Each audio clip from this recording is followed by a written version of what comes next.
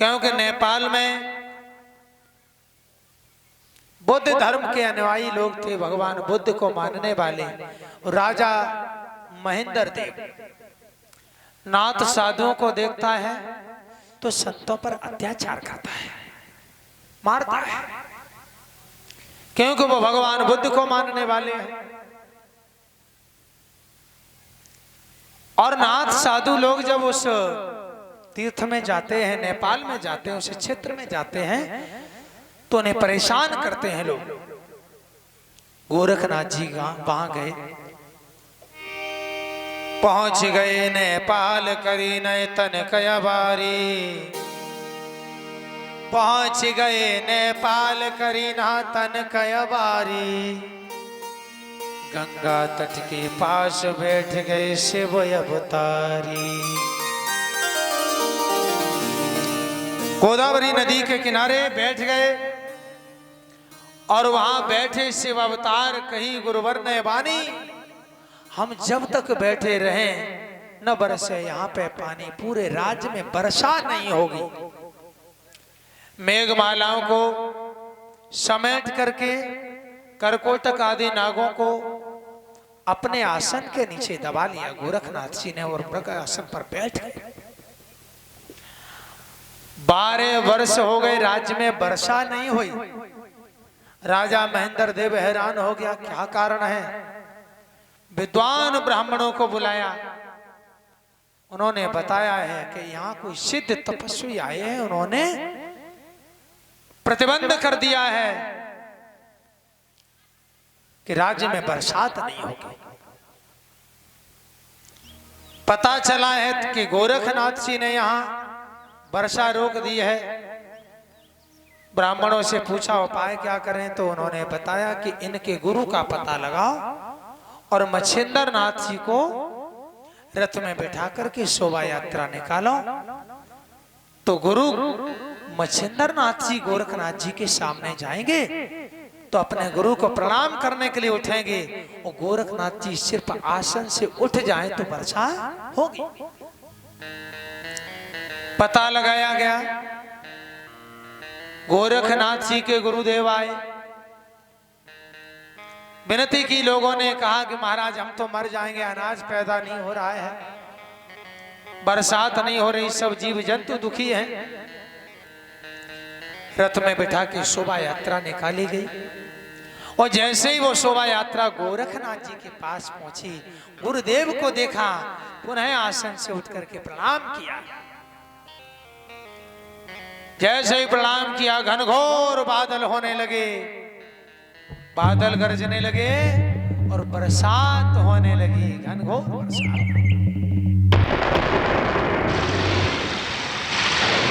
राजा महेंद्र देव बड़े प्रसन्न हो गए और गोरखनाथ जी के चरणों में जाकर के माफी मांगी, महाराज अब हम ऐसा नहीं करेंगे, कोई भी नाथ साधु आए यहाँ तपस्या करें, हम उनसे नहीं बोलेंगे। गोरखनाथ जी वहां से किसी गुप्त स्थान में जाकर के तपस्या करने लगे। लेकिन राजा महेंद्र देव ने पुनः वही काम करना प्रारंभ कर दिया, साधुओं को सताने लगा, तपस्या नहीं करने देता, मारने लगा। कह दो गुरु गोरक्षनाथ भगवान की अहो भाग्य, जो हमारे ऐसे श्रोता भी मिले हैं जो बड़े ध्यान से कथा सुन रहे हैं। मेरा बड़ा सौभाग्य है, ऐसे श्रोता भी हैं जो बड़े ध्यान से सुन रहे हैं और इतने ध्यान से कि आंख बंद करके वो झटका ले रहे हैं, कथा में बैठ करके झटका ले रहे हैं। अच्छा, ये सोए तो भी दिक्कत नहीं ज्यादा, कुछ लोग ऐसे भी होते हैं जो सोते में सपना भी देखते हैं। सपना,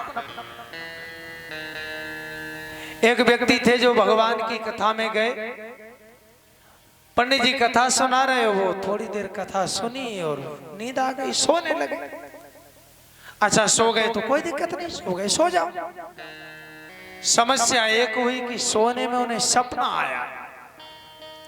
अच्छा, सपने में कोई पता तो रहता नहीं कौन किस पद पे पहुंच जाए, कौन सा अधिकारी बन जाए। अच्छा, सपना जैसे ही आया तो सपने में उन्होंने देखा वो एक कपड़े की दुकान पे बैठे और कपड़ा बेच रहे हैं। अच्छा, पंडित जी कथा कह रहे हैं और वो पंडाल में बैठे सपने में अपने कपड़ा बेच रहे हैं। एक ग्राहक आया, पूछा ये कपड़ा कितने रुपए मीटर? बोले 5 रुपए मीटर। ग्राहक ने कहा बड़ा महंगा दे रहे, कुछ सस्ता करो। बोले सस्ता नहीं, जाओ। ग्राहक जैसे ही लौटने लगा, जो ज्यादा ध्यान से सुन रहे उनके लिए कह रहे। ग्राहक जब लौटने लगा तो अक्सर ऐसा होता है कि जब ग्राहक लौटे तब बुलाता है दुकानदार, अरे आओ तो बात सुनो। फौजी भैया, सुनील भैया को रोज ऐसा ही करना पड़ता होगा।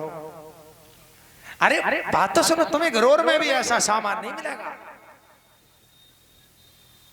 उन्होंने कहा कि ले जा 4.5 में, जो 5 रुपए मीटर कपड़ा है वो ले जा 4.5 में, 98 का ले जा 4.5 में, देव में हाथ पसार।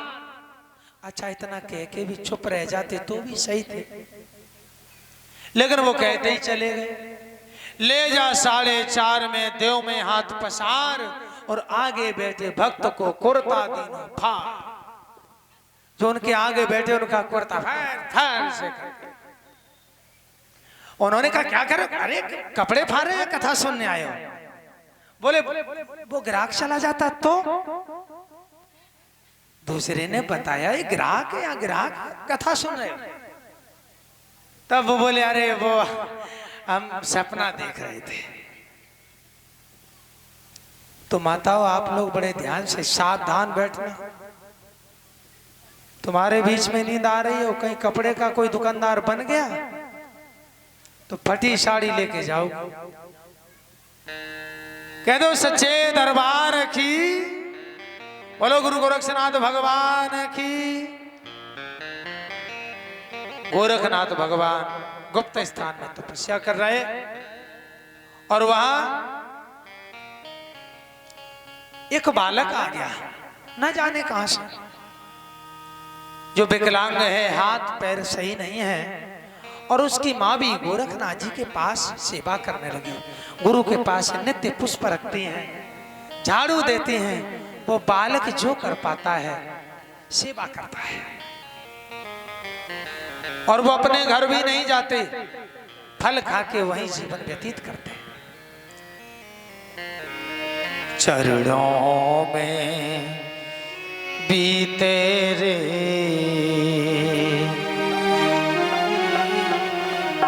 चरणों में बीते रे अमरिया सतगुरु के चरणों में बीते रे अमरिया सतगुरु के चरणों में बीते रे अमरिया सतगुरु के चरणों में बीते रे अमरिया सतगुरु के चरणों में बीते रे अमरिया सतगुरु के चरणों में बीते रे अमरिया सतगुरु के।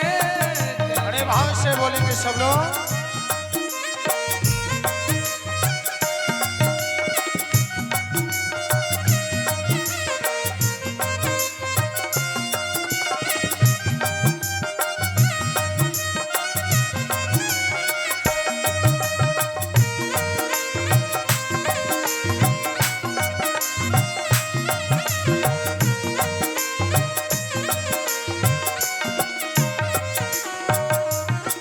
गोरख जी ने नहीं मन में जानी, गोरख जी ने नहीं मन में जानी,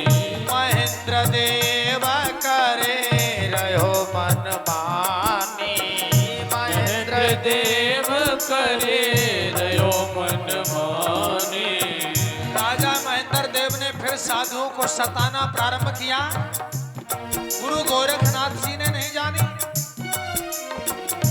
गुरु को कोई, ओ गुरु को कोई खबरिया नहीं, गुरु को कोई खबरिया नहीं, उमरिया सतगुरु के चरणों में बीते रहे, उमरिया सतगुरु के।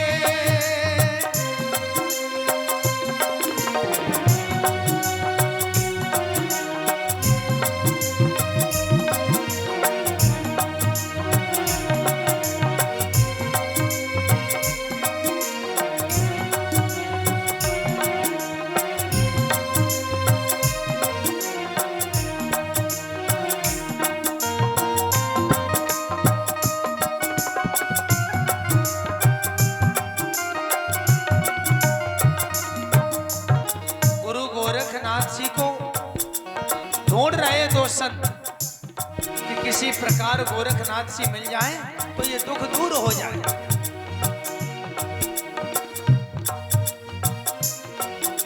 ये दुख दूर हो जाए।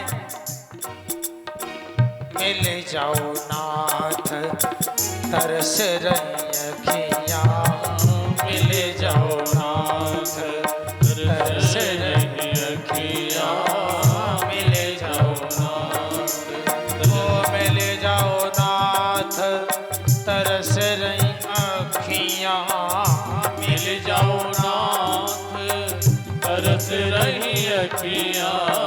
सावन जैसी, सावन जैसी बरस रही अखियां, सावन जैसी बरस रही अखियां, सावन जैसी बरस रही अखियां, मिल जाओ नाथ।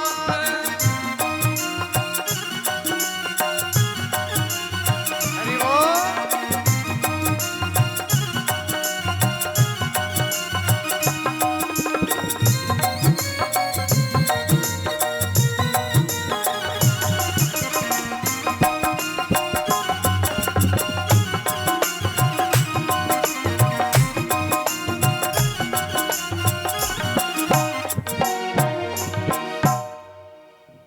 दो संत ढूंढते हुए गए और गोरखनाथ जी का पता लगा लिया। तो गोरखनाथ जी से कहा, हे महाराज, नेपाल नरेश ने तो पुनः साधुओं को परेशान करना प्रारंभ कर दिया है, आप हम साधुओं की रक्षा करो। तो गोरखनाथ जी ने संकल्प लिया, नेत्र जैसे ही खोले कि अब हम नेपाल का राजा महेंद्र देव को नहीं रहने देंगे। सामने देखा कि एक बालक है। संकल्प लिया कि इस बलवंत को नेपाल का राजा बनाएंगे।